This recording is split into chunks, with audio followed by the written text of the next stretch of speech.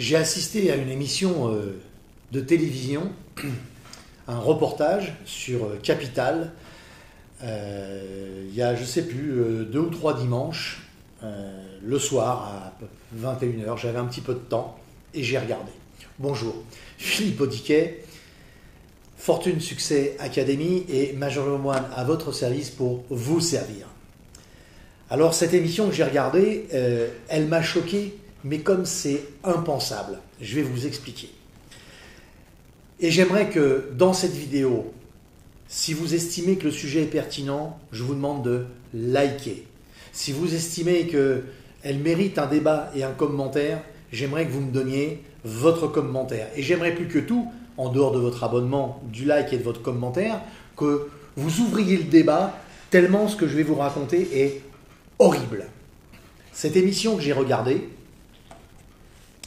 elle concernait les gens qui, par bien souvent manque de moyens ou par volonté écologique, décident de fabriquer leur maison eux-mêmes. Jusque-là, rien de très banal. Alors il y a une différence entre les matériaux ci, les matériaux ça, ceux qui les achètent en kit, qui se les construisent, etc.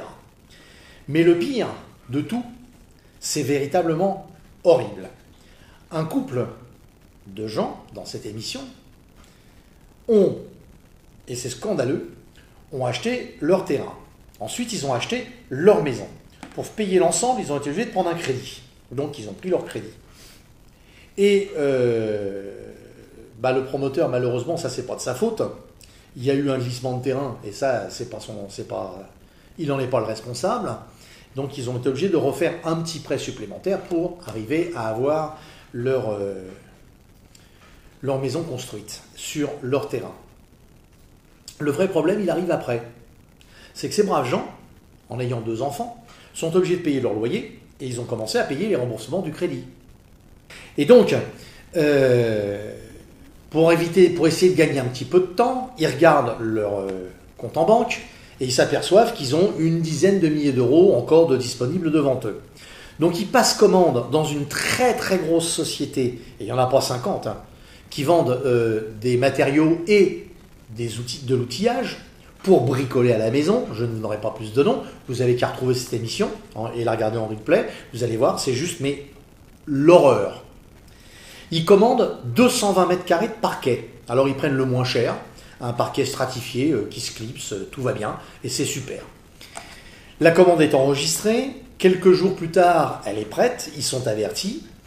Ils font venir un ami à eux qui a une camionnette, parce que on essaye d'économiser, et c'est tout à fait légitime, et j'en suis le premier à faire comme eux. Ils la vident, et ils prennent l'estafette, la petite camionnette, pour aller dans cette grande surface de matériaux. Ils arrivent au retrait des commandes. Bonjour monsieur, bonjour madame, voici mon papier, voilà ma commande, voilà mon reçu, voilà, etc. Pas de problème monsieur, on vous la prépare, vous avez un véhicule, oui il est sur le parking, on a une estafette, tout va rentrer dedans, nickel. Et là commence l'horreur. Vous payez comment? Par chèque. Vous n'avez pas de carte bleue? Non, on paye par chèque parce que c'est quand même des sommes importantes et c'est plus pratique pour nous. Ah bon? La caissière du retrait des objets et des produits passe le chèque dans une machine. Et la machine fait que la caissière dit à ces braves gens « Excusez-moi, mais je ne peux pas prendre votre chèque. » Ah bon, et pourquoi? Écoutez, nous, notre logiciel, et c'est un logiciel, et je dis bien un logiciel, c'est ce qu'ils disent, je n'invente pas, spécial, qui fait une analyse, et pour lui, vous êtes un client risqué, donc on n'accepte pas votre chèque. Oui, mais enfin, écoutez, je viens d'acheter une maison, j'achète 220 mètres carrés de parquet, je ne viens pas pour les voler, vous avez mon adresse, vous avez tout, je construis. Ah oui, mais monsieur, mais c'est comme ça, on ne peut pas faire autrement. Bon, écoute, chérie, t'as ton chéquier? Oui, j'ai mon chéquier. Donne un chèque. Deuxième chèque, puisque ce ne sont pas des chèques de couple, ce n'est pas des comptes joints. Deuxième chèque, on le met dans la machine, il ressort la même chose. Et là, l'employé leur dit, mais vous savez, la caissière, pardon, leur dit, mais vous savez, moi j'y suis vraiment pour rien, mais vous apparaissez comme étant des clients qui pourraient être des clients à risque. Elle dit, oui, mais enfin, moi on peut téléphoner à la banque, j'ai l'argent sur le compte. Ah oui, monsieur, mais moi je ne peux pas faire autrement. Oui, mais comment on fait? Parce que vous avez chargé là, le plancher, le parquet. Je vais quand même pas le décharger. Et puis en plus, on est samedi matin. J'ai prévu tout le week-end pour le poser parce que j'emménage dimanche soir dans ma maison avec mes enfants. Donc j'en ai besoin. Ah ben, faut trouver une solution de paiement. Mais moi, j'en ai pas. Je sais pas faire comme ça. J'ai déjà fait X kilomètres pour venir. Comment voulez-vous que je fasse? Et là, la caissière, elle a une illumination. Donc entendez bien, là, on est sur un couple qui a l'argent sur son compte et qui est considéré comme étant non solvable. Parce que c'est ce que ça veut dire. Je ne prends pas votre chèque, pour moi, vous êtes un client à risque. Elle les emmène dans un bureau, elle leur fait signer un dossier, leur permettant, en accord immédiat, sans aucune interrogation bancaire, de leur octroyer un crédit revolving. Vous savez, celui qu'on rembourse et puis il se remplit et puis on reprend l'argent, puis il se remplit, puis on reprend l'argent, etc., etc. Et on n'arrête jamais de payer. Dont les taux sont à plus de 9%. Je ne vous dis pas, aujourd'hui un crédit, on est à 1,50. Dans le matériel, on est à 2. Enfin, à 9%, on est à plus de 4 fois plus. C'est juste immonde. Et là, il leur dit, mais si je ne suis pas solvable avec mon chèque, comment est-ce que je peux être solvable sur un crédit? Ah ben c'est plus nous qui prenons le risque, monsieur, c'est la banque. Ah oui, mais si la banque, elle prend le risque, elle le prend sur quels éléments? Ah ben monsieur, c'est attribué automatiquement jusqu'à 10 000 euros. Ah bon? Et donc là, eh ben comme maintenant j'ai, moi, qui suis caissière, qui ai accepté votre crédit revolving pour nom et pour compte de la banque X, vous avez le droit non seulement de prendre le parquet, mais vous pouvez en prendre pour pratiquement 8 000 euros. J'en avais pour 2 000 euros et quelques.